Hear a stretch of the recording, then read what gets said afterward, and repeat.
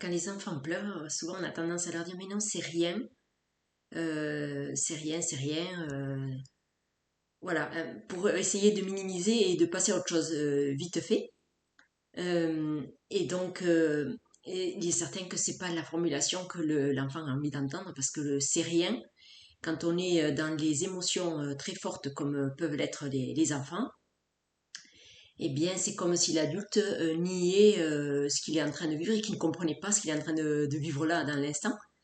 Alors, c'est encore plus vrai avec les garçons, qu'on a tendance à leur dire, mais non, les garçons, ils sont forts, parce que bon, les nouvelles générations, j'espère bien qu'elles éduquent leurs enfants ou qu'elles élèvent leurs enfants dans une autre idéologie, mais malgré tout, c'est encore peut-être, je sais pas, je le dis au cas où ce soit encore d'actualité pour certains parents, de faire que les garçons soient forts, de vouloir que les garçons soient forts, qui ne montrent pas leur faiblesse, qui ne montrent pas leur sensibilité, etc. Voilà, peut-être les grands-mères qui élèvent les petits, de faire attention à ce que vous dites à vos petits-enfants ou à vos enfants si vous êtes des parents, parce que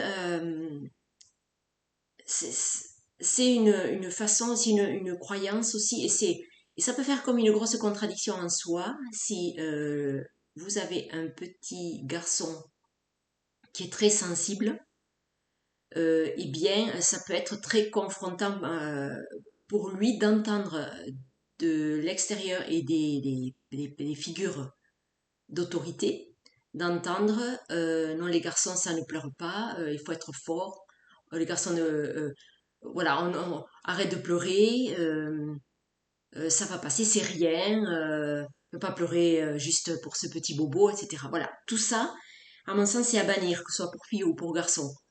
On peut quand même dire ah mince, tu t'es fait mal là, oui, c'est sûr, ça doit te faire mal si ça te fait autant pleurer et c'est a l'air d'être dur pour toi mais tu vas voir petit à petit ça va passer, voilà, ça va passer. Il n'y a rien de grave, voilà, si c'est au genou, ben ton genou va bien, tout va bien, tout va bien, tout va bien aller au moins, vous voyez, parce que tout va bien, c'est vrai que voilà, vous voyez, il faut vraiment surveiller ce qu'on dit parce que euh, c'est entendu par un petit enfant qui a envie d'être compris et d'être soutenu. Et une manière de le soutenir, c'est de dire, voilà, je suis là, tout va bien aller, on va soigner ça s'il y a besoin de le soigner. Et voilà, et s'il y a besoin de pleurer, il vaut mieux pleurer. Voilà, il est presque encouragé à pleurer s'il y a besoin de pleurer. S'il n'y a pas besoin de pleurer, il n'y a pas besoin de pleurer. Mais accompagner l'émotion qui est là plutôt que de la camoufler ou de mettre un petit couvercle dessus ou de vouloir que ça ne s'exprime pas parce que euh, vous, en tant qu'adulte, vous avez été éduqué d'une manière, peut-être plus à la dure, et vous êtes peut-être rendu compte que toutes ces émotions que vous avez refoulées, à un moment donné, elles ont cherché à sortir, et on n'est pas plus fort, on n'est pas plus solide en camouflant toutes ces émotions. On n'est pas plus solide et même on est même plus fragile. Parce que une fois que cette émotion est sortie, eh bien, on se retrouve mieux avec qui on est. Voilà, il n'y a pas de problème avec je pleure, ou je suis triste, ou j'ai mal et j'ai envie de hurler parce que ça me fait mal. C'est une façon de voir la situation. Et je voudrais rajouter aussi que en particulier pour les garçons ne sont pas plus sensibles, ou moins sensibles que les filles. La sensibilité, elle est donnée à l'humain. Et la sensibilité, elle n'est pas un attribut féminin, elle est un attribut de l'humain. Et la sensibilité, ça n'est pas de la sensiblerie, ça n'est pas forcément quelque chose de négatif. Pourquoi le voir sous l'aspect négatif, la sensibilité pour le garçon, pourquoi elle devrait être vue de manière négative? Euh, on n'est plus à l'époque du Cro-Magnon avec voilà, le Cro-Magnon qui doit aller courir après la bête pour nourrir la tribu. Donc voilà. En tout cas, je pense que si les garçons et les filles sont élevés dans le sens de là, il y a une envie de pleurer, eh bien pleure et ça ira mieux après. C'est juste ça, hein, il est où le problème à pleurer? Ça ne fera pas des enfants chochottes ou douillés ou je ne sais quoi. Et peut-être même, ça fera même le contraire, parce qu'à partir du moment où eux-mêmes, ils sauront que c'est une émotion, c'est juste une émotion qui est là et qui a besoin de s'exprimer de cette manière, eh bien, peut-être que ça n'aura plus besoin de s'exprimer de cette manière en grandissant. Vous voyez? Ça peut faire exactement l'inverse que ce que l'on craint. Faire des enfants, des filles pleureuses, des enfants, des garçons pleureurs. Voilà, il y a tout un tas d'idées préconçues à ce sujet.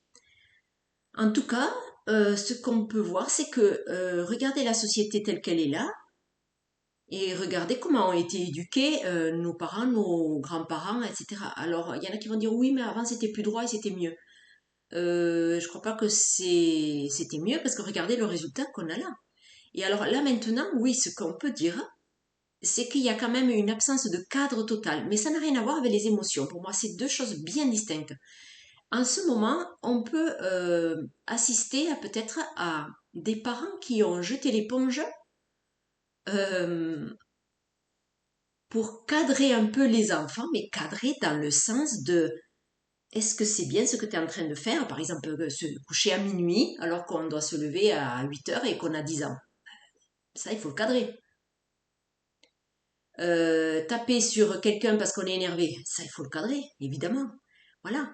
Mais ça, c'est tellement basique qu'on a l'impression que tout le monde l'a compris. Mais non, peut-être que tout le monde ne l'a pas compris. Et c'est ça le cadre qu'il faut donner. Voilà, s'il y a des enfants qui veulent sortir à 12 ans le soir, ben non, c'est à cadrer. Vous voyez, tout ça, c'est à cadrer. Et c'est là qu'il y a des parents qui ont jeté l'éponge de ce cadre-là, voilà, qui se sont dit, bon, ben, maintenant, ils ont qu'à faire ce qu'ils veulent, ou je sais pas, maintenant, c'est comme ça, les enfants, ils font ce qu'ils veulent. Non, les enfants, ils font pas ce qu'ils veulent. Si vous êtes des parents responsables, vous n'êtes pas responsables de vos enfants, hein, tant qu'ils sont chez vous, et au moins jusqu'à qu'ils aient une certaine autonomie. Voilà. Donc, voilà, là, c'est à vous de cadrer euh, ces comportements-là. Mais maintenant, ça n'a rien à voir avec euh, les, les émotions et accompagner son enfant dans une certaine compréhension de qui il est. Voilà, ça, c'est pareil, c'est le rôle du parent de montrer tout cela. Et je parle de ça parce que je me disais pourquoi je parle de ça, mais en fait parce que oui, parce qu'il y a des personnes qui disent que maintenant c'est trop laxiste. Et alors si écouter les émotions c'est être trop laxiste, non. Écouter les émotions c'est juste c'est pas oh mon pauvre caresser l'enfant pendant 1 heure parce qu'il vient de se cogner le genou. Faut pas exagérer non plus. Voilà, tout ça c'est à remettre dans un certain équilibre, ni trop ni trop peu. On tient compte de ce qu'il est en train de traverser là, voilà. Après, on va pas faire un fromage si c'est cogné et qu'il a un bleu au genou, c'est sûr qu'il va s'en remettre. Voilà. J'ai dit ça parce que j'avais discuté il y a quelque temps avec un, un monsieur qui avait une soixantaine d'années. Il disait que sa fille élevait son enfant et alors il disait euh, que pour lui c'était trop dans le sens que elle expliquait j'aimerais que tu je sais pas quoi que tu fasses ceci ou cela tes devoirs et alors il disait au lieu d'être plus strict et de lui dire ce serait mieux de faire tes devoirs maintenant comme ça c'est fini t'en parles plus et tu peux faire autre chose elle la fille elle était dans oui parce que si tu ne fais pas tes devoirs ceci cela et ça a duré 1 heure voilà et alors lui il disait que c'était trop voilà alors dans cet extrême et dans l'autre extrême voilà il y a un juste milieu qui me semble bon de rechercher en tant que parent et voilà, et après chacun fait comme il peut, évidemment. Donc là, la vidéo, c'était plus d'écouter un peu les émotions des enfants. Voilà, ce n'est pas les éduquer et d'en faire des chochottes ou des gens trop douillés. C'est juste écouter une émotion, voilà. C'est juste ça. Il faut pas faire des amalgames non plus. On est en colère, ben il y a la colère. À un moment donné, c'est normal qu'elle soit là et qu'elle sorte sous forme de pleurs ou de cris ou de voilà. Mais à partir du moment où vous être le témoin de cela ne veut pas dire que vous l'encouragez à ça non plus. Voilà. C'est juste que vous êtes témoin d'une émotion qui est en train de sortir et juste dire, bon voilà, c'est normal que tu sois en colère parce que c'est ta façon de réagir. Voilà. Et voilà, plutôt que de, donc comme j'ai dit avant, de mettre le couvercle sur ces émotions qui surgiront à un moment donné ou à un autre, même peut-être euh, qui peut faire un adulte violent plus tard. Voilà.